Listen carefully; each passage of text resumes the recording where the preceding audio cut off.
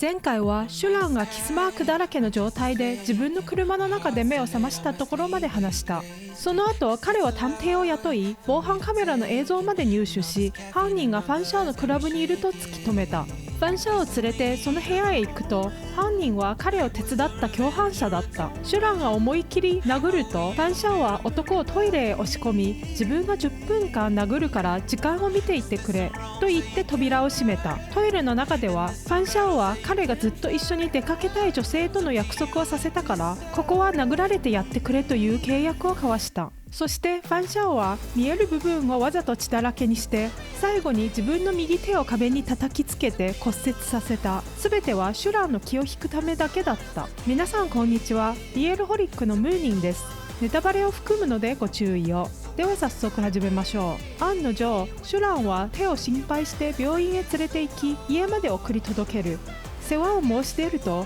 ファンシャオはシャツのボタンが外せないと甘え、シュランに手伝わせた。翌日も手が運転できないと言い、シュランに送ってもらうため今夜は客室を使ってほしいという。深夜医者の言葉を思い出したシュランは熱が出ていないか心配になり、ファンシャオの部屋へ入る。汗だくの彼を見て具合を尋ねると、ファンシャオはシュランの手をつかみ自分の下腹部へ導いた。反射的にシュランは彼の顔を殴り、自分はゲイだ、ストレートなお前とこんな遊びはできないと吐き捨てて部屋を去った。翌朝ファンシャオの態度が変わらないことに逆にシュランが戸惑う。ゲイだと告白した自分を軽蔑しないのはなぜか。だがファンシャオは性的執行は個人の自由で、タイでは同性婚も合法だから問題ないというだけだった。そしてシュランが席を外すと、ファンシャオは手下に骨董の指輪をジェンに渡すよう指示した。その狙い通りジェンはシュランに別れを切り出す。心の中に自分がいないなら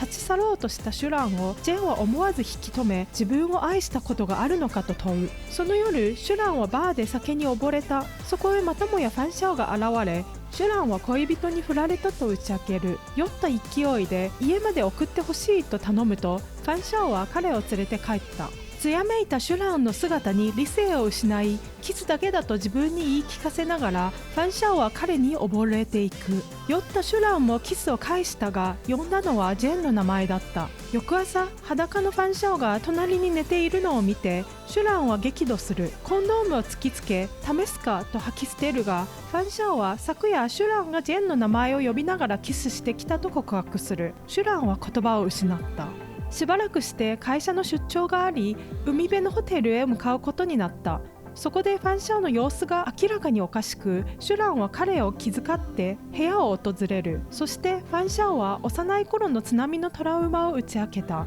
母と逃げ込んだ木造の部屋、恐怖をごまかすために渡されたマッチ、そして最後に目の前で海へ沈んでいった母。生きろと言われても本当は母と一緒にいたかったと。情緒が崩れたファンシャオは自分を救ってほしいと言い、シュランに口づけた。キスを許したシュランだったが、彼の手が服の中へ入り込もうとした瞬間、我に返って拒む。ファンシャオは謝り、怖い時にそばにいてほしいから出張リストに名前を入れたと告白した。翌日の会議中、シュランは海の音が聞こえないよう窓を閉め、片足をファンシャオに触れさせて彼を落ち着かせた。それでもファンシャオはトラウマと向き合うため海辺へ散歩に出たいと言い、海中へ向かう彼をシュランは慌てて引き戻した。ファンシャオが過去を語ったことでシュランも自分の幼い頃の罪悪感を話す。自分をいじめた子が海で溺れかけていた時、助けるか迷い救ったものの知的障害が残ってしまった。それ以来シュランは水泳から離れた。ホテルへ戻るとまた海の音を遮ろうと窓とドアを閉めるシュラン。しかし一本の電話でファンシャオの手がすでに治っていることを知る。自分がもてあそばれていたと悟ったシュランはワインを思いっきりファンシャオの口に流し込み、左利きであることも見抜いてからさらに蹴りを入れた。翌日ファンシャオは謝罪としてこの地域で最も有名なゲイバーにシュランを連れて行く。期待していると言って店に入ったシュランは早速若い男に声をかけられ、ファンシャオへの当てつけのようにお持ち帰りしようとする。まだそんなに遠くへ行っていないところで男のバッグに怪しい物があると言って警察に連行された。どう見てもファンシャオの仕込みだった。ここまで来るとファンシャオはド直球にお前と寝たいと告げる。でもシュランはゲイでもないファンシャオが興味本位で自分に近づいたのだと思って、そんなに男と寝たいならさっきのゲイバーに戻れと怒りが頂点に達した。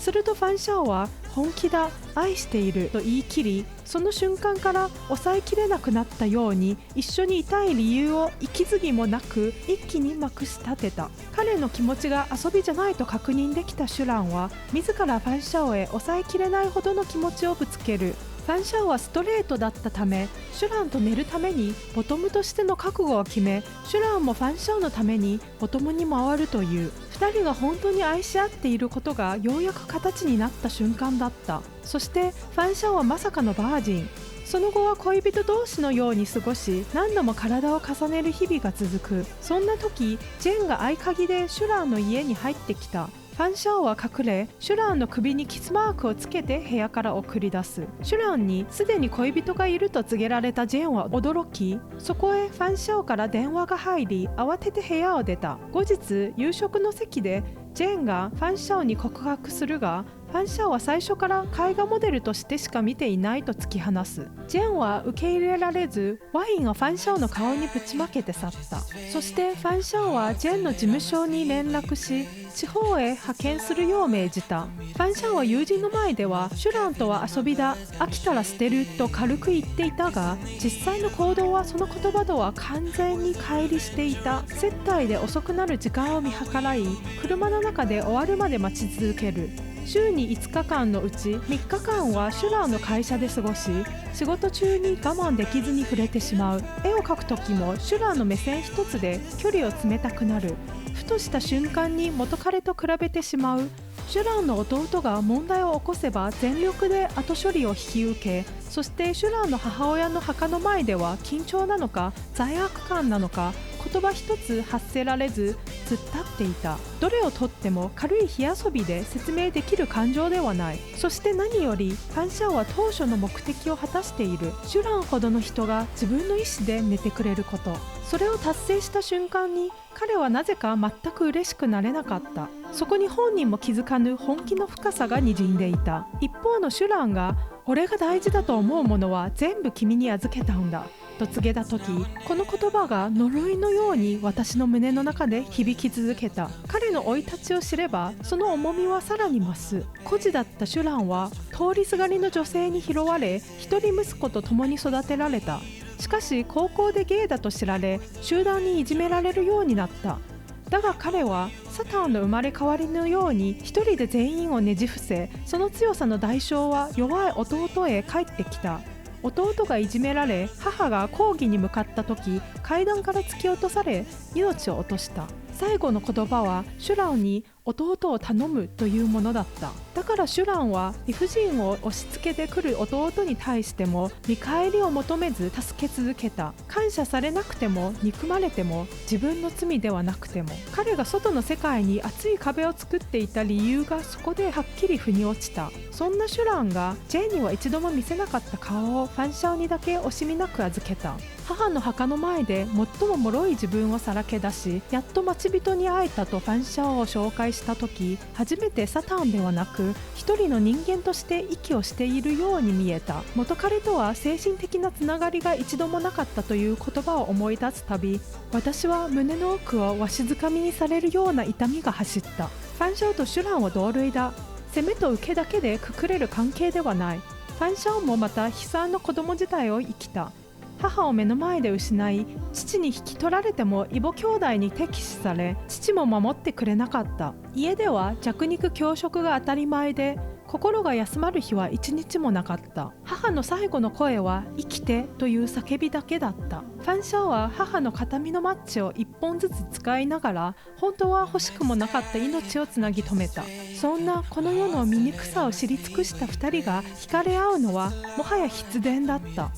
だがファン・シャオの当初の目的はまだ露見していないけれど、いつか必ずその瞬間が訪れることを知っていた。シュランの過去を知り、彼の脆さを知ってしまった今、ファン・シャオの真実が明るみに出た時、彼がどう崩れてしまうのか想像しただけで胸がぎゅっと縮んだ。鳥肌が立つほどの不安が波のように押し寄せてくる。頭のどこかでそう思った瞬間、心臓の鼓動が一つ跳ねた。まだ何も起きていないのに、物語の地面がゆっくりと割れ始めているような錯覚すらあった。その未来が避けられないと分かっているからこそ、胸の奥がずっとざわついたまま生き地獄を味わっている毎日だった。